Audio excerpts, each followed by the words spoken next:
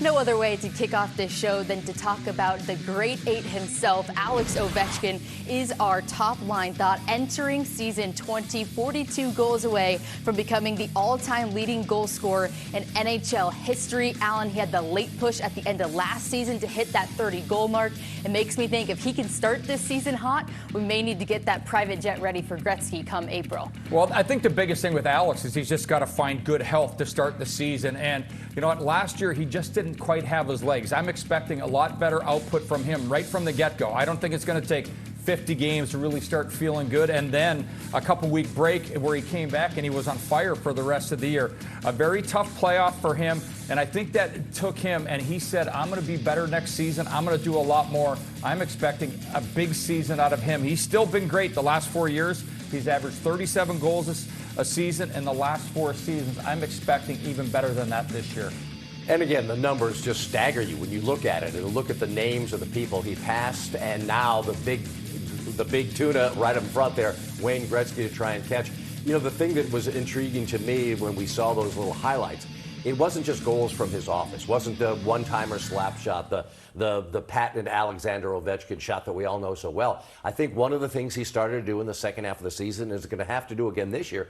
Vary where he goes, move a little bit. He got to the front of the net. Remember, this guy is 6'2", 235 pounds, impossible to move. And when he plants himself in the paint, gets those rebounds, good things happen. So I think a little variation to Alexander Ovechkin's game could go a long way to getting Gretzky's record sooner rather than later. I love it. Well, at Media Day, I got to catch up with him, got a few smiles, got a few laughs. He said, no, it never gets old coming to the rink, even at season 20. So here's the Grade 8 talking about this organization and how much it means to him. Be a Capital since day one. They've been having some fun recently. Your birthday revealed the Screaming Eagle jersey. What are your thoughts? You excited about bringing those back? Yeah, I'm excited, but I heard it's only going to be 6 games, so that's kind of we may need a few bad more. news. Yeah. But I don't know. We'll see. Yeah, and I think I quote you and said iconic, but you guys redid the photo that you took your rookie season in the jersey, and now. Did you ever think model would be on your resume, or how did the photo come to life to revisit? Yeah, 20 years. Just a little older. Yeah, a little older. Yeah, lots of stuff's happening back in this 20 years. But you know, it was like yesterday in Pioneer Orchard we took that picture, and right now we here in Arlington, and we did it 20 years ago. I loved hearing Ovi there reflecting a little bit. 20 years we did it, and we're hoping for a lot of incredible memories to come. We're taking a look at the tale of two halves, as we just talked about the start of last season and the final 36 games. He got 23 goals to make him even closer at the start of this season. And Alan, a stat that goes along with that, Ovi has scored 42 goals, the number we're hoping he gets in 13 of his 19 NHL seasons. So he's done things like this before. We're just hoping he does it this year in year 20. Well, certainly. And when you look back to last year, those numbers are a little bit misleading because he came back in that last game against Dallas before the break and put up a couple of goals, I think it was. And then when he came back from his break, he had his legs. What he needs to have to start this season, he needs his legs from day one.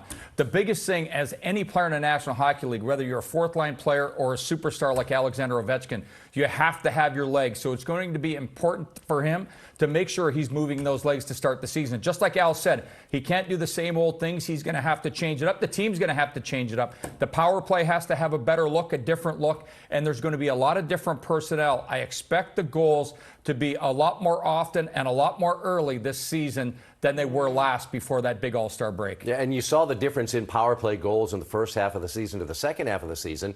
And remember, there was no Nick Backstrom, and that was such a constant, those two on the power play.